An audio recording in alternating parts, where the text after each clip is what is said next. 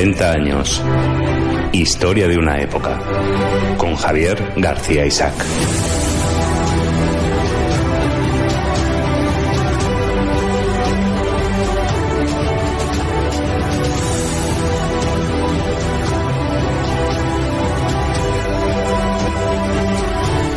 Pues estamos en 40 años, historia de una época. Yo creo que vamos a hablar hoy de un tema apasionante: españoles en la guerra de Vietnam.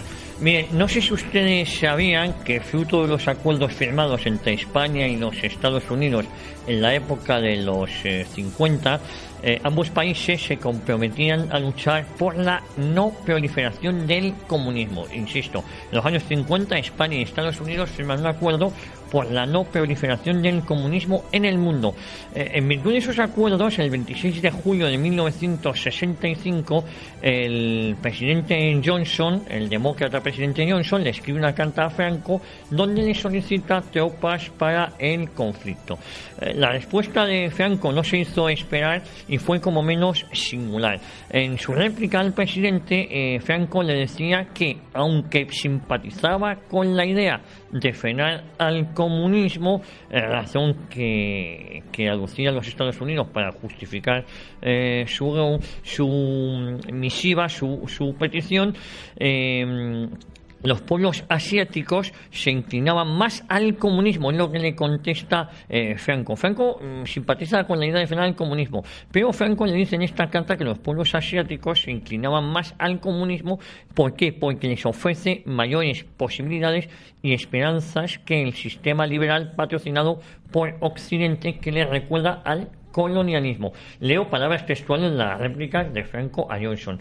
Al mismo tiempo, Franco dudaba de que los americanos pudieran ganar la guerra, y aun suponiendo que pueda quebrantarse la fuerza de los comunistas, decía Franco, se impondrá una ocupación del país en el que seréis siempre extranjeros. Para concluir esta carta, Franco hace un elogio de la figura del líder comunista Ho Chi Minh, porque dice que hemos de concederle un crédito de patriota por sus esfuerzos por expulsar a japoneses, chinos y franceses. Bueno, en virtud de estos acuerdos, Franco no manda tropas militares entre comillas, pero sí que manda un ejército, un destacamento médico militar. El destino de estos médicos españoles fue el hospital de Go Con, que está a unos 45 kilómetros al sur de Saigón, y donde debían dirigir en un hospital muy deteriorado y equipado con unas 150 camas. En resumen, para que ustedes lo entiendan, Franco le negaba tropas a los Estados Unidos, que tuvo que conformarse con la misión humanitaria compuesta por alrededor de unos 50 médicos que viajaron a Vietnam en grupos de 12. Insisto, para ocuparse de este hospital a unos 45 kilómetros al sur de Saigón y con unas 150 camas. El alto mando americano condecoró por su valor al capitán médico Merlo Saldaña, quien durante un bombardeo sorteó el fuego cruzado para atender a varios militares estadounidenses heridos. También la población local homenajeó al contingente español enviado, al contingente médico español, y a las autoridades vietnamitas le dedicaron el puente de Go Con, llamándolo Puente Español. La misión de los españoles se extendió desde 1966 a 1971. Bueno, para hablar de todo esto, los antecedentes históricos, y para hablar de estos españoles en la guerra de Vietnam, nos acompaña hoy Miguel Ángel López de Asunción. Miguel Ángel, muy buenos días. Muy buenos días y un placer estar en esta casa de nuevo. Bueno, he de decir que Miguel Ángel López de Asunción, además de buen amigo, ha estado en distintos programas de esta casa. Miguel Ángel López de Asunción es vocal en Madrid de la Asociación Nacional Los Últimos de Filipinas, Héroes de Valer, y miembro de la Hermandad Nacional de la División Azul. Es licenciado en Filología Inglesa por la Facultad Facultad de Filología de la Universidad Complutense de Madrid.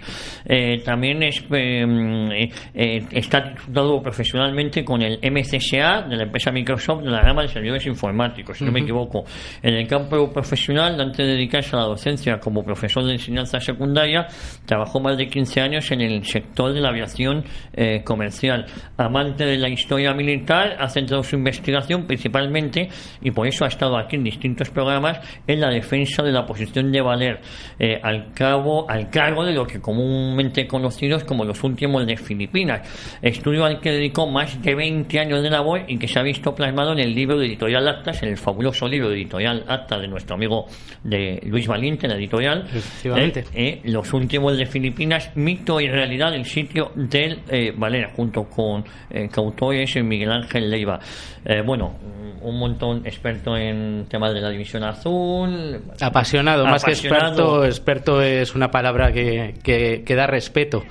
Colaborador de distintos medios de comunicación. En algunos hemos estado. Sí, entre ellos radio ya. Pero vamos, tu verdadera pasión son los últimos de Filipinas. Entre ellas, la historia de España, la historia militar, y dentro de ese pequeño campo, pues las grandes gestas de mis compatriotas, últimos de Filipinas, y por qué no el tema que nos ocupa hoy, una gesta desconocida y que quizás deberíamos de darle o ponerla en valor. Sí, la verdad es que es una gesta muy desconocida, pero yo creo que tiene una importancia, sobre todo muy simbólica. Comentábamos tú antes fuera de micrófono que hay paralelismos, salvando las distancias, con lo que fue la División Azul, ¿no? Yo veo muchos. Desde que empecé a conocer esta historia, de boca del sobrino de uno de estos médicos militares españoles que fueron enviados al hospital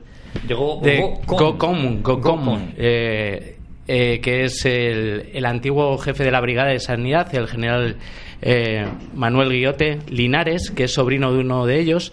Pues gracias a él empecé a interesarme por este tema, del cual yo he podido conocer un poco más, he podido leer, y me parece una gesta militar.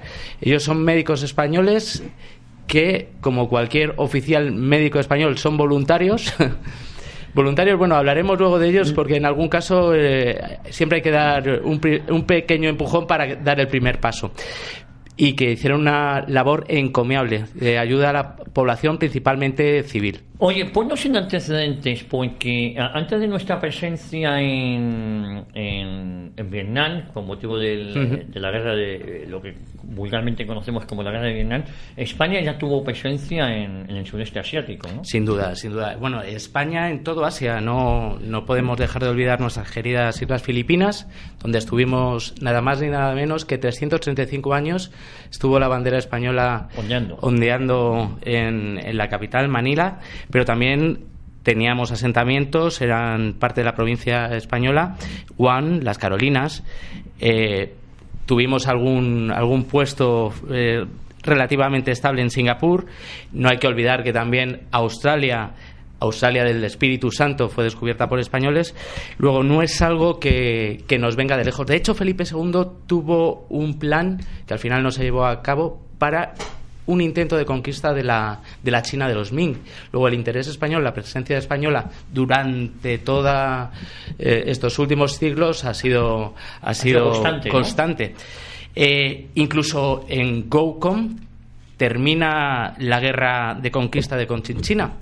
En 1865. Era la Vietnam francesa, ¿no? La Conchinchina. De hecho, toda esa zona de la Indochina francesa nos debe en parte el asentamiento, porque Napoleón III pidió ayuda a nuestra reina Isabel II para, de alguna manera, vengar el asesinato de un obispo católico. Nosotros dispusimos tropas de las asentadas en nuestra provincia filipina que ayudaron a la victoria francesa. Este hecho, o esta guerra, termina precisamente en Gokong, que es el lugar donde se asienta el famoso hospital de... ¿Dónde van los españoles? Efectivamente, o sea que no era la primera vez que españoles pasaban por esa zona, y de hecho hay un hospital en una población céntrica de Vietnam, un cementerio donde reposan los restos de los fallecidos, de los militares españoles fallecidos en esta campaña. En esta campaña de Vietnam, no en la anterior. No, gracias a Dios. Gracias a Dios. Ningún fallecido. Pudo haber fallecidos. Sí. Porque ahora contaremos. Porque ahora contaremos. Pero gracias a Dios, frente a otras naciones que sí que tuvieron médicos fallecidos, los españoles no sufrimos ningún herido de gravedad. Y luego contaremos alguna anécdota que me recuerda también mucho a la División Azul, porque dentro de la población, tanto de la población local como el propio enemigo, tenían un cierto respeto hacia los oficiales españoles destacados. Oye, cuéntanos históricamente, hemos hablado de Filipinas, hemos hablado de justamente de la población donde se situó el hospital asignado, pero los españoles ahí efectivamente venía de antiguo nuestra presencia en toda esta zona, ¿no? Efectivamente, como hemos dicho ya, de la conquista de la Conchinchina, Indochina francesa. Y bueno, también tenemos por qué no olvidar que durante los últimos momentos de la ocupación francesa, porque ya desde 1945 empieza a haber guerrillas comunistas en la zona, el denominado Viet Minh, que pretende la independencia de Francia.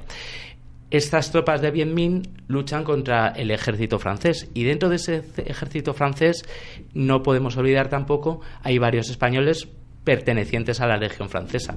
Luego, aparte de estos médicos, desde después de la Guerra Mundial, podemos encontrar cierto número de españoles peleando en la zona.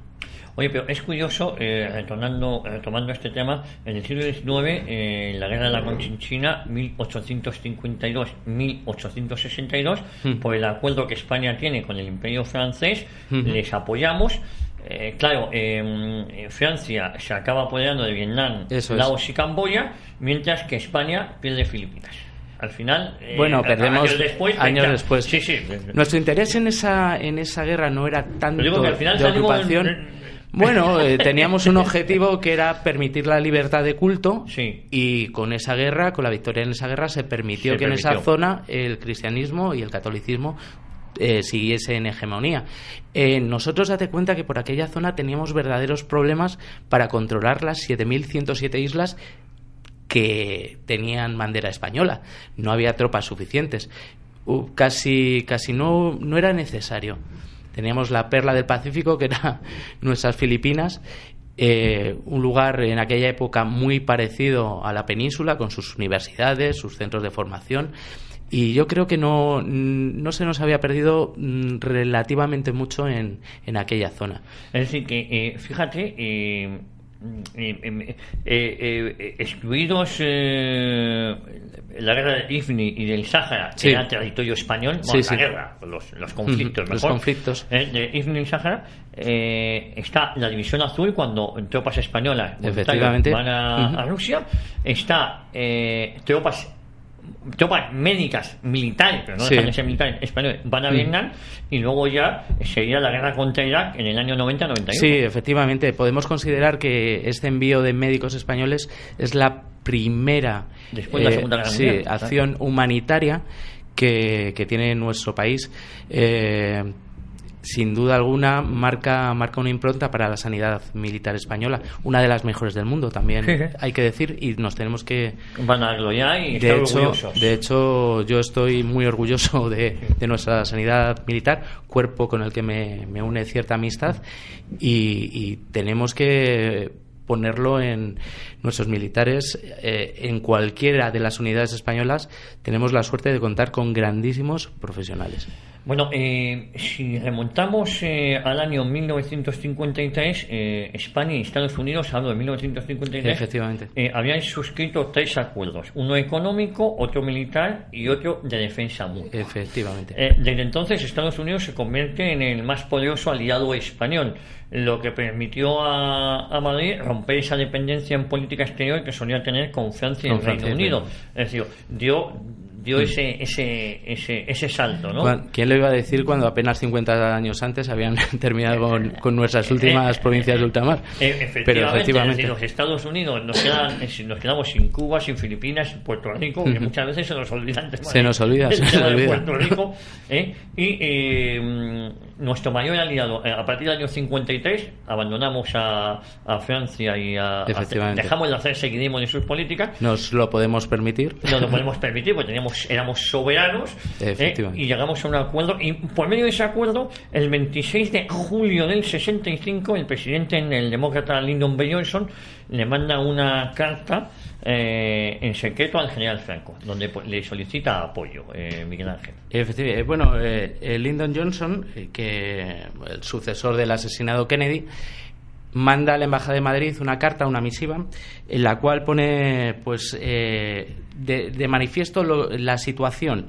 Pekín o China es el culpable de lo que está pasando, de una escalada militar que había empezado incluso 2 años antes, porque hay un incidente, el famoso incidente de Tonkin, en el cual el 2 de agosto de 1964 un barco militar norteamericano que se acerca mucho a las costas norvietnamitas es atacado o repelido por 3 lanchas vietnamitas, y de este pequeño encuentro hay 4 muertos vietnamitas. Se ha hablado mucho de este tema porque al día siguiente el mismo barco, junto con el US Turner, el Turner Joy, dan o reportan un ataque que parece a día de hoy que fue un ataque de falsa bandera. ¿De falsa bandera? Sí, parece ser que fue todo un plan de la CIA para tener un casus belli y comenzar el incremento de la fuerza militar en la zona. Por aquel entonces Estados Unidos tenía en Vietnam unos 80.000 hombres, y en la carta que manda Johnson a la Embajada de Madrid, y el embajador en Madrid se lo entrega a un divisionario, fíjate tú, a Fernando María Castilla y Maíz, que era a la sazón ministro de Asuntos Exteriores. Divisionario, Cruz de Hierro. Claro, Castilla, que era ministro de Asuntos Exteriores, divisionario, Cruz de Hierro. Que en el momento de alistarse a la división ya era catedrático de Derecho y abandona todo para ir a la lucha contra el bolchevique. Luego tiene más mérito. Bueno, todos tuvieron mérito, pero en su caso abandonó una brillante carrera profesional para defender sus intereses, sus creencias. Sus creencias, sus valores. Pues nada, esta carta que le entrega Castilla al general Franco, pues viene a decir que la culpa es realmente de Pekín, que se está inmiscuyendo en la política de la zona, que esto es peligroso, porque si cae Vietnam, a continuación caerán otros países de la zona, un efecto dominó que podemos llamar. Cae Camboya, cae Laos, cae Tailandia, donde España tenía su delegación diplomática. Entonces,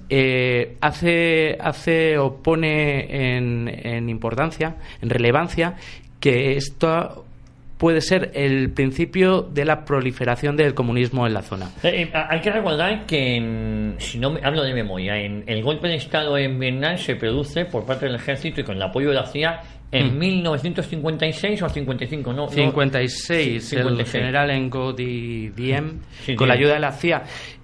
No se produce una unión del país, que era lo esperado, y bueno, en este momento ya podemos decir que empiezan las primeras guerrillas comunistas, el llamado Vietcong. Estas guerrillas comunistas... ¿El país ya estaba separado en esta época? Estaba separado. Estaba separado desde el año... Bueno, poco después de la conferencia de Ginebra. Se hace la división, un gobierno al norte con capital en Hanoi, del ámbito comunista apoyado por China, y el gobierno del sur. Es decir, en el norte ya existía un régimen comunista, apoyado después de la descolonización China. O después el país se divide en dos. Por un lado está Vietnam del Sur, donde se produce un golpe de Estado, efectivamente, con capital en Saigón, y del ámbito proamericano, y frente a esto tenemos capital Hanoi, la Corea comunista. el Vietnam comunista que con el apoyo de China. Había pasado también en Corea, también. Sí, la guerra de Corea, efectivamente, el país había quedado dividido. Estados Unidos ya tenía precedentes, ya conocía lo que había pasado con Corea y entonces tenía cierto resquemor a que la situación volviese a repetirse en Vietnam, y no solo en Vietnam, ya hemos dicho, en los países de la zona. En la guerra de Corea, que es en los 50, si no me equivoco, supone otra derrota de los Estados Unidos, porque no consiguen ni reunificar el país, al final queda dividido en dos. De hecho, la guerra de Corea oficialmente no se ha terminado. No se ha firmado nunca. Estamos en un receso, en un cese de hostilidades. Por el momento, Bueno, tiene mala pinta. Es preocupante. Sí. Y han cogido una fuerza que debería de cuanto menos, si no preocuparnos.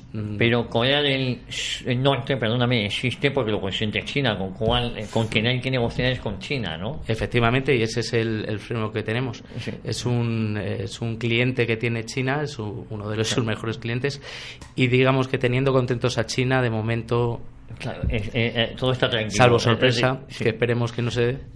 Oye, síguenos contando en antecedentes. Tenemos los Estados Unidos ya conocían lo que había pasado en Corea con la división de ambos países y la mitad que da para los comunistas y la otra mitad, por decirlo de alguna manera, una democracia occidentalizada, liberal.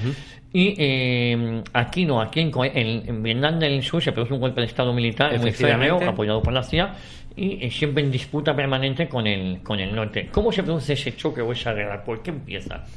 Bueno, la guerra empieza, pues, como hemos dicho, por el incidente oficialmente, o el casus belli. El motivo alegado es el incremento de la fuerza militar y de los grupos terroristas o grupos armados del Vietcong. Y como caso, ya te he dicho, en 1956 tenemos el golpe de Estado, en 1964 el incidente del Tonkin, en el cual estos dos barcos americanos, en el primer caso parece cierto, pero en el segundo parece manipulado por la CIA.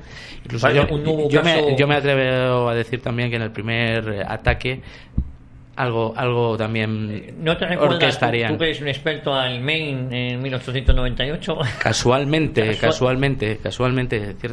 Es decir, que esa fue la excusa, el casus belli, para declarar la guerra a Vietnam del Norte. Para empezar a buscar los apoyos internacionales. En este momento, pues toda esta proliferación del ambiente belicista propicia que Estados Unidos busque entre sus aliados, amigos o socios para iniciar una coalición internacional en la cual España es requerida para el envío de tropas. El caudillo la carta de contestación, como tú bien has leído, no lo ve demasiado claro. Tampoco lo ve claro el ministro de Asuntos Exteriores, Castilla, que dice que si bien podíamos ayudar, podíamos enviar, por ejemplo, 4 ambulancias. Los americanos dicen, 4 ambulancias no son necesarias. Estamos hablando de un país selvático donde el traslado de los heridos se realiza por helicópteros. Yo creo que no tanto ambulancias como profesionales médicos, militares, una fuerza militar médica que ayude a... ¿Tanto le importaba a los Estados Unidos nuestra presencia allí, aunque sea de tipo moral o tipo... Siempre es importante contar con un soldado español al lado. Sí. Bueno, eso es verdad, Eso es verdad, pero sobre todo era un simbolismo, ¿no?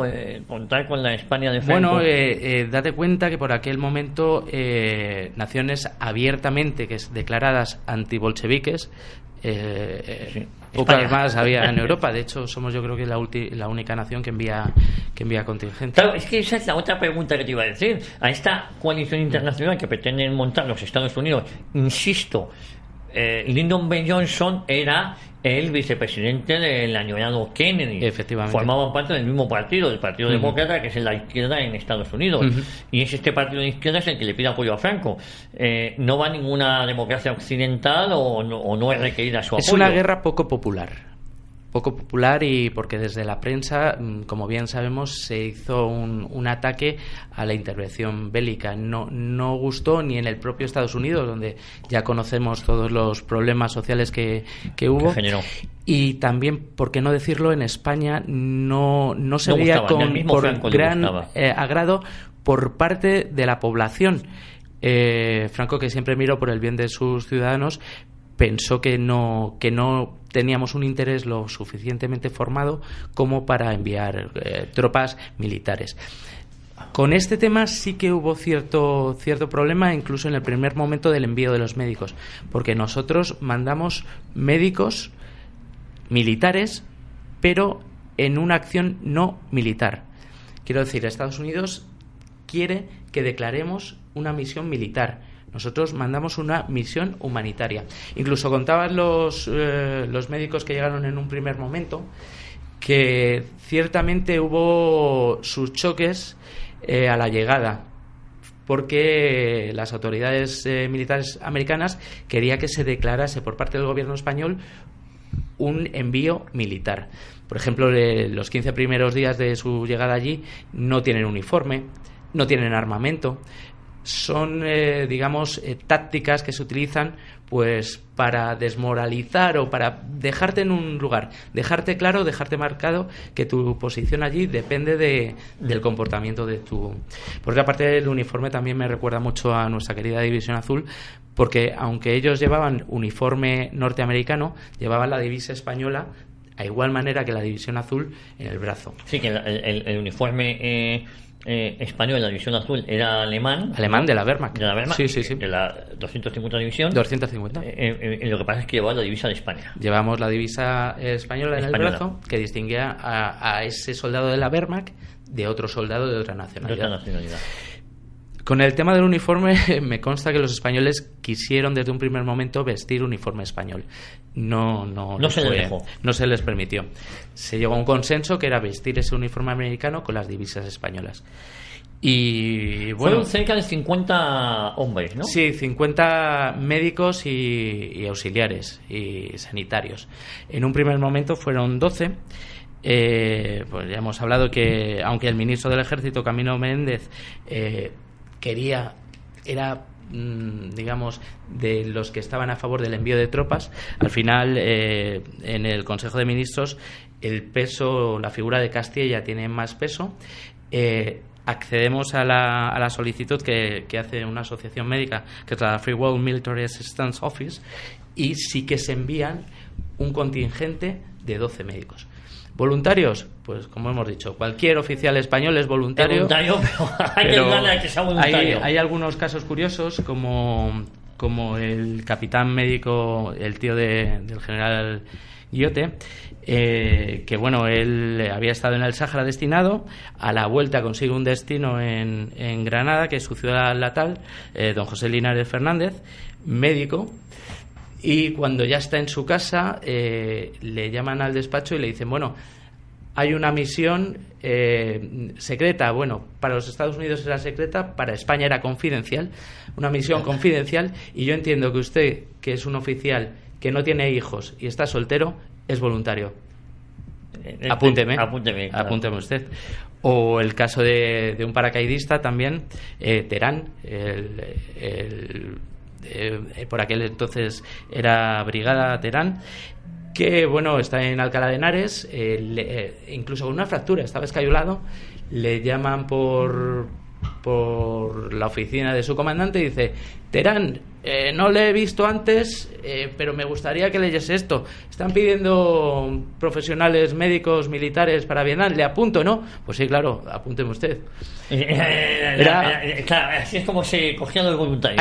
Hay que tener en cuenta que para cualquier militar estar en un conflicto bélico es una oportunidad importante en tu carrera. Sí, sí. A nadie le gusta la guerra, y a los militares yo creo que a los que menos, porque son ellos los que tienen que ir, pero es tu oficio y tienes es una oportunidad para tratar temas, sobre todo para un médico militar, puede atender un tipo de heridas que en la vida civil no va a haber. Claro. Entonces, para todos ellos supuso una oportunidad que, máxime, cuando tienes 26, 27 años, eres joven y te gusta viajar, te gusta la aventura, te gusta tu profesión, no puedes dejar escapar. Miguel Ángel, nos vamos a ir a publicidad, porque yo creo que hay muchos temas que me gustaría preguntarte. Vamos a coger un poquito de aire. El trato que luego recibieron esos médicos a su vuelta a España, la visión que Franco tenía sobre el conflicto en la zona, esos elogios que luego fueron muy criticados por parte de los Estados Unidos que hizo hacia Ho Chi Minh, pero claro, le veía un patriota. Efectivamente, Franco era un visionario, porque acertó en toda su contestación. Más que admiración, veía en Ho Chi Minh un patriota que había luchado por su país contra los japoneses en la Segunda Guerra Mundial, anteriormente contra franceses, y ahora contra cualquiera que... Más que admiración sobre su figura, era por su posición en favor de su pueblo, gente. Independientemente de veía como un patriota vietnamita por encima de ideologías políticas. Luego también, importante, mientras que los soldados en Estados Unidos fueron mal recibidos, vamos a ver cómo fueron recibidos este destacamento militar médico. Y también me gustaría analizáramos todo en su conjunto, qué queda de todo aquello, de ese recuerdo español, y sobre todo la reunificación del país, ¿no? Porque también me has comentado antes cómo lo peor de cada casa se fue a luchar a favor del Vietcong.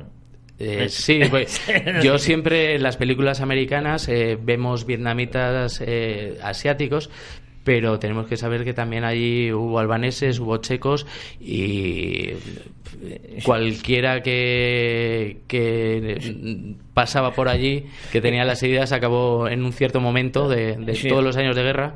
De hecho, esto puso muy de moda esa facción del comunismo chino frente al soviético, que era el maoísmo, siempre que se peleen entre ellos está bien. Sí, esa guerra saltó a España con distintas facciones de los partidos comunistas, o a Europa más concretamente. Vamos a hacer una brevísima pausa, no se mueva nadie. Estamos en 40 años historia de una época, estamos en Radio Ya y estamos hablando de la presencia española en la guerra del Vietnam.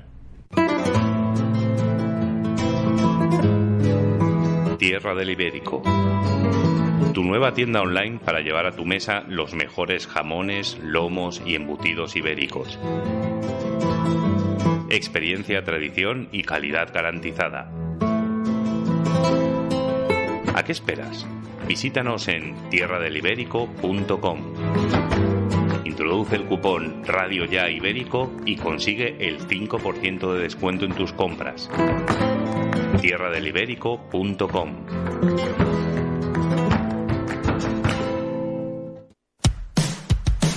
Colegio Camino Real, calidad educativa, enseñanza individualizada para llegar a todos, con un proyecto de desarrollo de capacidades para descubrir el talento que tiene tu hijo, y con un proyecto plurilingüe que potencia los idiomas chino, inglés y francés. Estamos en Torrejón de Ardoz, Avenida Constitución 190, teléfono 916-751-535. Visítanos en colegiocaminoreal.com, plazas limitadas.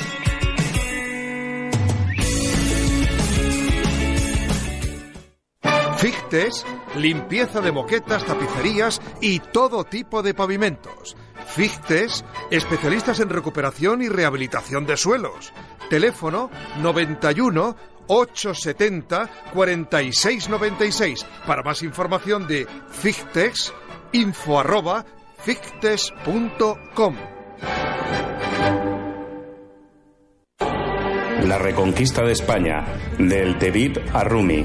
Colección facsímil completa de 34 números en edición limitada, numerada y firmada por doña Carmen Franco Polo, prologada por José Utrera Molina y presentada en una exclusiva caja. Puede ser suya por 500 euros. Contáctenos en secretaría@fnff.es o en el teléfono 91 541 2122. Repetimos, secretaría@fnff.es o en el teléfono 91 541 2122.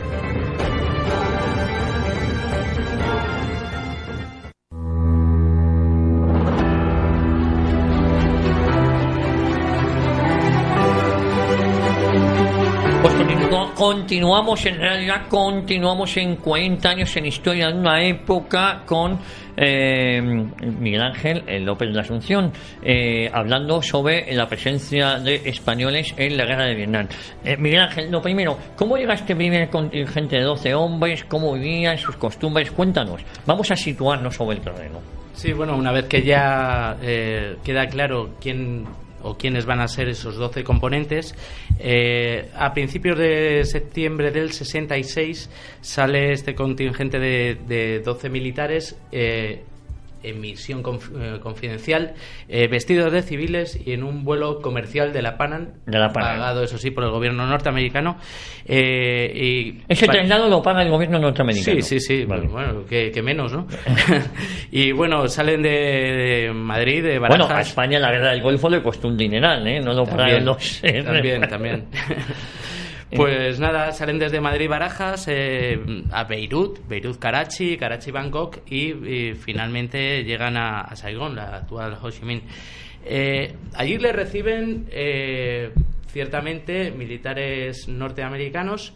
Y es curioso porque hay algunas anécdotas.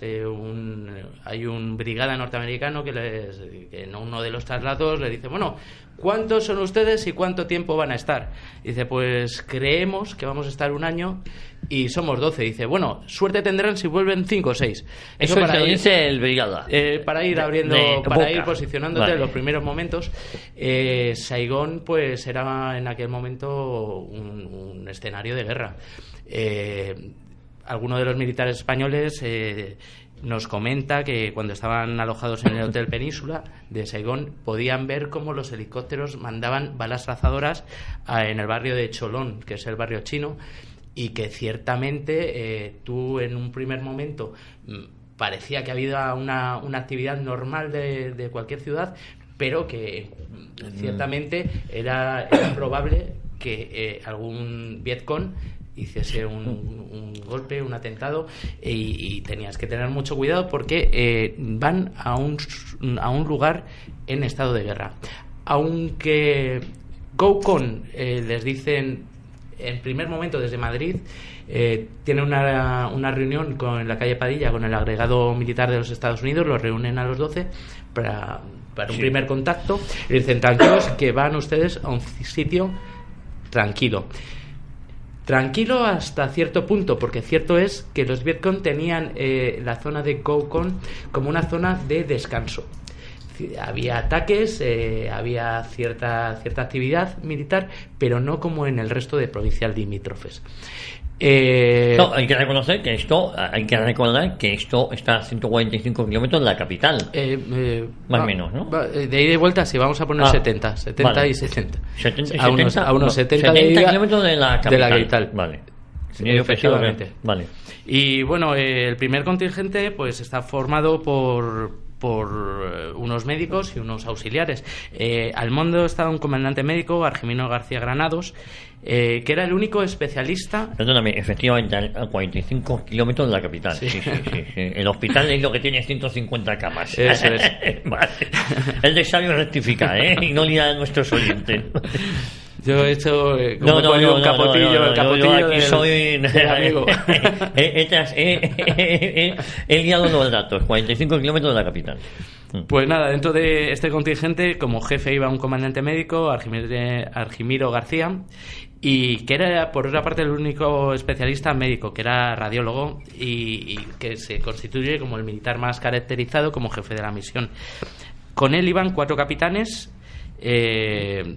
Estaba el capitán médico Francisco Faudez Rodríguez, que se hace cargo allí de consultas externas; José Linares Fernández, que era médico, que va a asumir quizás uno de los papeles primordiales porque se queda con el papel de cirujano, el jefe de cirugía; Luciano Rodríguez González, también capitán médico, que se va a encargar de medicina general; y otro capitán de intendencia, en este caso, don Manuel Vázquez Labordet, que va a hacer de las funciones de intendencia y también de enlace con los ejércitos de Corea del Sur y americanos, que eran los que tenía en relación. Un teniente médico, practicante, Manuel García Matías, que se va a hacer cargo del laboratorio. También el laboratorio tenía un peso específico importante. 2 subtenientes, el practicante Francisco Pérez Pérez, que va a ser el que va a tomar las riendas de anestesia. José Bravo López Baños, practicante y ayudante de cirugía. Y 4 brigadas, el teniente sanitario Ramón Gutiérrez de Terán, que es el que estaba escayolado y que se va voluntario con ese pequeño empujón, que va a hacer funciones de ayudante en cirugía. El practicante Joaquín Baz Sánchez, que se hace cargo del posoperatorio, de la sala de posoperatorio. Practicante Juan Pérez Gómez, brigada, ayudante de consultas externas. Y finalmente el practicante, también brigada, Juan Otón Barahona, que va a hacer de ayudante en cirugía. El hospital es un hospital, como bien has dicho, tiene 150 camas en una única planta. Podemos imaginarnos el Vietnam de aquella época, un país ciertamente pobre, un país atrasado, y estaba al mando de un médico sudvietnamita. El personal auxiliar, también las enfermeras, eran vietnamitas. La comunicación, si no sabías francés, era muy complicada. Ciertamente complicada. Porque aparte con los americanos había que hablar inglés. Luego imagínate el momento de estos, el primer momento de estos médicos españoles en una misión con unas enfermedades también de la zona que no son muy conocidas, o no un médico español no tiene la posibilidad, si no ha estado allí, de haberlas tratado previamente, porque ellos, van a tener desde heridas de guerra, accidentes de circulación, bombas, siempre no preguntando si era un Vietcong, a ti te llegaba un herido. Hay algo que siempre dice mi admirado general Guillote, es que tanto en Filipinas, los médicos españoles en Filipinas, como en cualquier otra guerra de África o Vietnam, no atienden a los heridos del enemigo. No atiende al enemigo, sino atiende a los heridos del enemigo. A los heridos del enemigo. Tú, como médico, tienes la obligación de salvar una vida. Sí, luego, cuando ese señor ya esté bien, luego se verá qué se hace con él. Sí. Pero como médico hicieron una labor encomiable, incluso con los guerrilleros del Vietcong. Esto también me recuerda mucho a la División Azul, fíjate, porque ciertamente los militares españoles de la División Azul tuvieron algún pequeño roce de la manera que los alemanes, o los soldados alemanes, trataban a la población civil. El español, como caballeroso, siempre había defendido incluso ancianas, niños, y esto a los alemanes no gustaba mucho. Aquí pasa un poco lo mismo con los militares americanos. Los americanos trataban de una manera un poco más belicosa, más ruda a los civiles. El español tuvo incluso algún problema porque algún guerrillero lo tuvieron que operar engrilletado a una cama. Como médico, pues es duro verlo. Es agradable, claro. Ante la queja española, pues había lógicamente sus disputas con los americanos. Esto les va a canjear simpatías, ¿no? Una simpatía de la población autóctona. Población autóctona que no nos vamos a engañar, iban al hospital como último recurso, porque previamente iban a curanderos chinos que les esperaban más confianza, y que en muchos casos costaron la vida a más de un enfermo. Por ejemplo, frente a la descomposición de los bebés, de los niños pequeños, los chinos daban opio. Este opio para un adulto puede ser una solución médica acertada, frente a si no tienes otro... Sí, como terapias alternativo.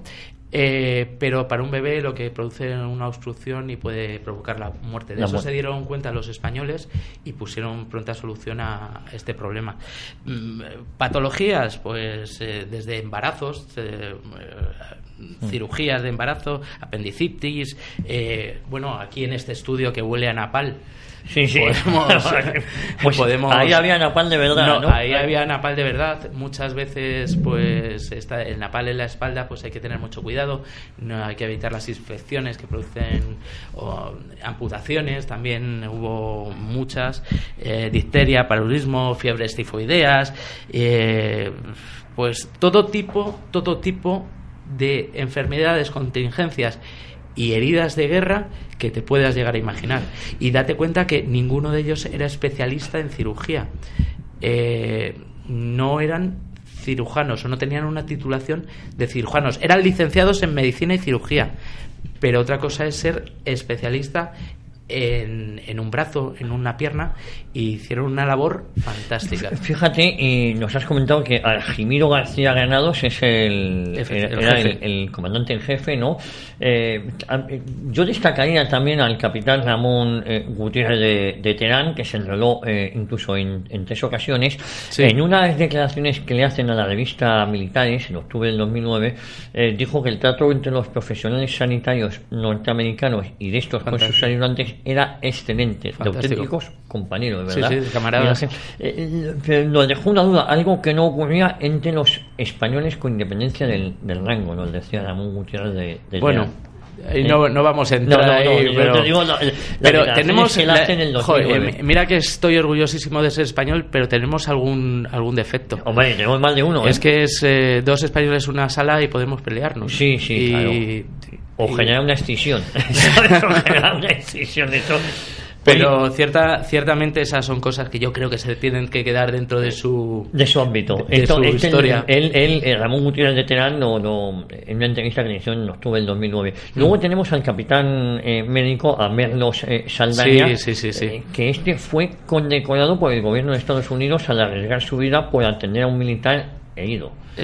Fue un poquito más tarde, hacia febrero del 68, el ejército norvietnamita, norvietnamita, el Vietcong, hace una ofensiva, la famosa ofensiva del Tet. Es una demostración de fuerza. Intentan, pues, de alguna manera dejar patente que no son un ejército de 4 guerrilleros campesinos que han recibido 4 armas de China y que no pueden enfrentarse al mayor ejército del mundo. Dentro de esta ofensiva del Tet atacan varias posiciones que están muy cerca de Gokon. Incluso atacan Gokon porque parece que el Estado Mayor Conjunto de Estados Unidos estaba muy cerca, ¿no? Era la casa anexa o la edificación anexa al lugar donde vivían los españoles, que estaba a un par de kilómetros del hospital. Mientras que están descansando, entran por la ventana varios morteros y Terán dice, yo he visto algunas declaraciones suyas que dice que se escondió detrás de un colchón, que rezó lo que se acordaba, dice que no era mucho, en mi caso no era mucho, y gracias a Dios no salí herido, salió con heridas leves, algún raspón. Ya tenemos la suerte de haber vuelto sin bajas médicas, que no todos los países que estuvieron allí lo pueden decir.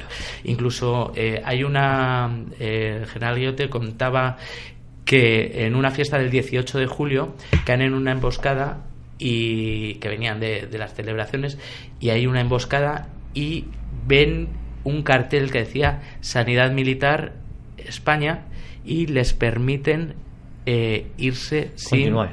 Es decir, que hay una emboscada militares médicos españoles, en una emboscada del Vietcong, un 18 de julio y al ver que eran españoles, sin lugar a dudas de haber sido norteamericanos, hubiesen sido asesinados o muertos o ejecutados. Contaba también el general Guillote que hasta así que al ser españoles el Vietcong les perdona la vida y les deja pasar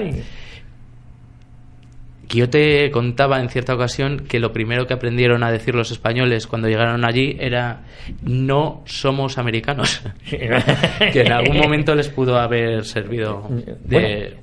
Oye, fíjate, hay otro testimonio que revela que ante la falta de sangre, me lo has adelantado tú antes, para transfusiones, un médico español se insertó un tubo en su vena mientras seguía operando a la mujer a la que estaba dando su propia sangre. Es decir, el médico español se hace una vía en su cuerpo y empieza a transferir su sangre a la mujer a la que él mismo estaba operando. Fue el tío del general Guillote, fue el capitán médico José Linares Fernández, para asombro para asombro de los médicos americanos que había allí, porque claro, era algo... Es decir, cuando tú estableces ese paralelismo entre los españoles en Rusia y los españoles en Vietnam, gestas como esta es lo que nos hace que en ese... Nos hace diferentes. Nos hace diferentes, efectivamente.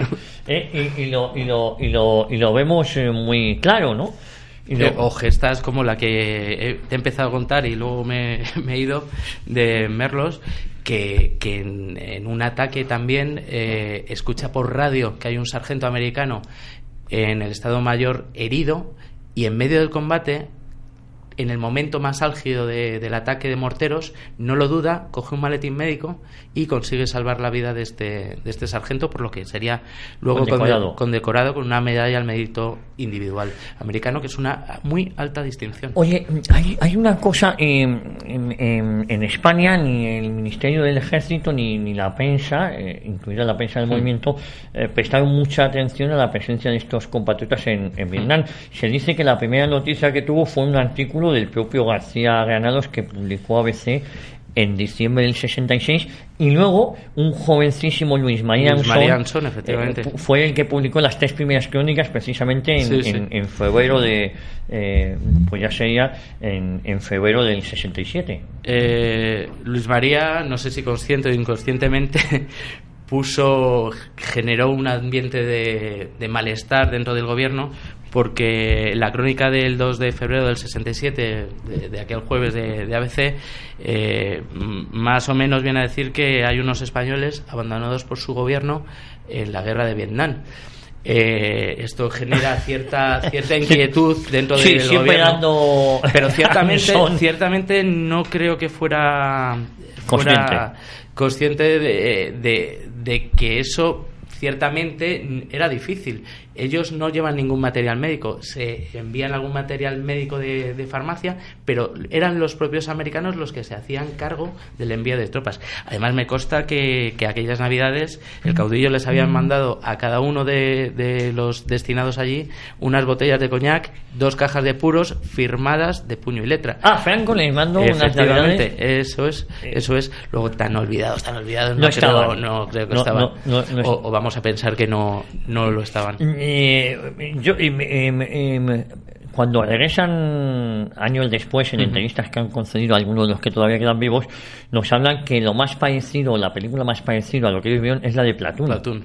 ¿No? Sí, eso creo que lo dice Terán en una entrevista, y dice, que es la que más se ajusta a lo que ellos encontraron allí, ¿no? Yo lógicamente me he visto todas las que han hecho, sí. Y yo creo que Platoon es la más acertada. Pero dice que no es no dice es la acertada, dice la más acertada. Bueno, pues veámosla y nos hacemos una idea de lo que tuvieron que vivir aquellos. Oye, yo sí que parece por la importancia que tiene, porque creo que es importante situarnos, recordar que los españoles estuvieron ahí de 1966 a 1971, y recordar la respuesta de Franco a Johnson está fechada el 18 de agosto de ese mismo año, ¿no? Del año 65, que es cuando le manda la carta, la misiva al presidente norteamericano. No solo le negaba el envío de tropas, sino que le advertía de que su país podía perder la guerra, y aconsejaba un acuerdo político con Ho Chi Minh. Incluso en su carta le informaba, entre otras cosas, de la dificultad de vencer una guerra de guerrillas. Algo de experiencia teníamos nosotros en Filipinas. La guerra de Filipinas había sido muy, muy similar. Y bueno, sí, en octubre del 71 estos médicos militares, el último envío de tropas regresa a la península. La guerra, terminará varios años más tarde, el 30 de abril del 75. Oficialmente es en el 75 con los acuerdos de París, si no me equivoco. Efectivamente. Y bueno, de lo que sí que se quejan esos médicos es que según venían a la península tenían un menoscabo, un poco reconocimiento. Tuvieron ciertamente su gratificación en forma de condecoraciones, porque tuvieron la medalla militar con distintivo rojo del ejército español, tuvieron la medalla del honor de primera clase del ejército subvietnamita, además de la de sanidad de segunda clase y la de la campaña, y luego una medalla del mérito militar de los Estados Unidos, independientemente de las que luego se dieran por actuaciones particulares, ¿no? O individuales. Y yo creo que también de lo que más orgullosos se sentirían es que, como tú bien has dicho al principio del programa, la propia población local de Gokon les dedicó el puente de España. Yo he visto el cartel de la inauguración que ponía algo en vietnamita, que bueno, yo hablo vietnamita a nivel usuario. No, pero en nuestro idioma pone Puente de la España, que sea como fuera, lo italianizan, yo creo que sea como fuera, es un homenaje por parte de la población local, que en cualquier caso, como pasa actualmente, los supervivientes todavía que eran niños en Rusia, cuando por ejemplo nuestro querido amigo Luis Valiente va para allá, dice que va todos los años el amigo Luis, a ver, todos los años. A ver, hay que montarlo. Dice que la gente, los que eran niños por aquel entonces, guardan un cariño a los españoles. Fíjate que efectivamente causamos, Miguel Ángel, una grandísima impresión a la población civil, ¿no? Efectivamente. Oye, yo, si te parece, Franco, en esta carta, porque creo que es importante para que entendamos la visión que tenía Franco de todo esto, le dice al presidente norteamericano: mi experiencia militar y política me permite apreciar las grandes dificultades, se lo dice textualmente, de la empresa en que os vais empeñados. La guerra de las guerrillas en la selva ofrece ventajas a los elementos indígenas subversivos, que con muy pocos efectivos pueden mantener en jaque a contingente de tropas muy superiores. Y sigue Franco: las más potentes armas pierden su eficacia ante la atomización de los objetivos. No existen puntos vitales que destruir para que la guerra termine. Las comunicaciones se poseen en precario y su custodia exige cuantiosas fuerzas. Con las armas convencionales se hace muy difícil acabar con la subversión. Franco le dice: la guerra en la jungla constituye una aventura sin límites. Indudablemente, el padre del caudillo había sido militar en Filipinas, conocía de primera mano, incluso muchos compañeros de promoción. El propio Millán Astray había combatido en Filipinas. El territorio es muy similar, zona selvática donde tú estás en desventaja, porque si bien puedes llegar a conocer el territorio, estás en desventaja, no puedes manejarte por ese territorio de la misma manera que un local. Hizo un análisis perfecto, que me imagino yo que en el 76 o 75, cuando terminó la guerra, esa carta dirían: a un cajón, guárdala, escóndela, que no se sepa que Franco ya nos lo dijo, en el 65 ya no estaba viendo claro, ¿no? Oye, y hay otra cosa que dice Franco, palabras textuales, lo cito porque creo en la importancia que tiene: no conozco a Ho Chi Minh, pero por su historia y sus empeños en expulsar a los japoneses primero, a los chinos después y a los franceses más tarde, hemos de conferirle un crédito de partida al que no puede dejar indiferente el aniquilamiento de su país. Y dejando a un lado su reconocido carácter de duro adversario, dice Franco, podría sin duda ser el hombre de esta hora en el que el Vietnam necesita. Es decir, Franco avisa de que Ho Chi Minh es la persona ideal para liderar una nación unida. Tiene el antiguo general, sabe cómo mover un ejército, pero ha demostrado que su pueblo puede confiar en él. Es también un análisis perfecto. Sí, la verdad es que dentro de las relaciones internacionales, la política internacional, esta carta de Franco, estos comentarios de Franco son absolutamente visionarios, ¿no? Hay un libro muy bueno, no sé si has tenido ocasión de leer, ¿no? Bueno, no tanto por el personaje, que hay que estudiarlo, de Henry Kissinger, que se llama Diplomacia, ¿no? Diplomacia de Kissinger. Y yo creo que es obligatorio leer ese libro para entender los tejemanejes internacionales. Esos tejemanejes, porque en la finalización de la guerra de Vietnam, lo que pone de manifiesto es luego un presidente conservador como Nixon hace un acercamiento a un deshielo con China. Yo creo que todo viene motivado por... La alta política siempre se nos escapa. Siempre tiene que haber un porqué por algo que muchas veces no lo vemos, pero sin duda, pues fíjate, hemos empezado hablando de la guerra hispanoamericana. de que son los causantes de la pérdida de nuestras colonias, y al final 70 años después más tarde, son nuestros somos aliados, ¿no? Condecorando o pidiéndonos nuestra ayuda militar y condecorando a nuestros oficiales. ¿Te parece, Miguel Ángel, que vaya este programa en homenaje a esa presencia española en Vietnam, y no solo a ellos, sino a todos los que estuvieron anteriormente? Incluso te iba a decir, efectivamente, te has adelantado, incluso a los que estuvieron en esa década de los 60 del siglo XIX, combatiendo junto a los franceses por la libertad religiosa o por la libertad del culto, en este caso del católico que era perseguido. Miguel Ángel López de la Asunción, como siempre es un placer tenerte aquí en Radio Ya, en los estudios de Radio Ya, y sigues vendiendo muchos libros de los últimos de Filipinas. Sí, eso parece. Eso parece, y eso es buena señal. Aunque ya sabes que no me escoche Luis, las ventas para mí son secundarios, lo que importa realmente es que se les recuerde. Se les recuerde. Muchísimas gracias, Miguel Ángel López de la Asunción. Espero que este programa les haya gustado tanto como a mí, y prometemos volver, Dios mediante, aquí la próxima semana. 40 años, historia de una época.